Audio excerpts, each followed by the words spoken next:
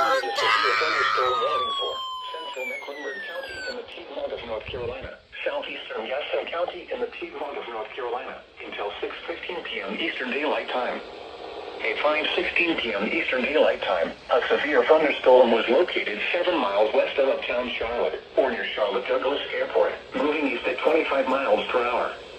Hazard, 60 miles per hour wind gusts and quarter-size hail. Quarter-size hail! Impact, minor hail damage to vehicles is expected. Expect wind damage to trees and power lines.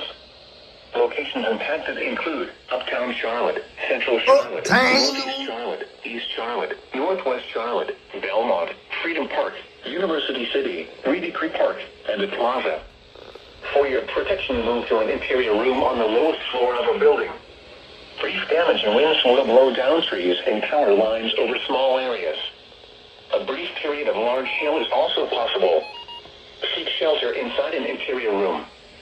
Please report damaging winds. Or running to the National Weather Service by calling toll-free 1-800-267-8101 or by posting on our Facebook page or tweet it using hashtag NWSGSP.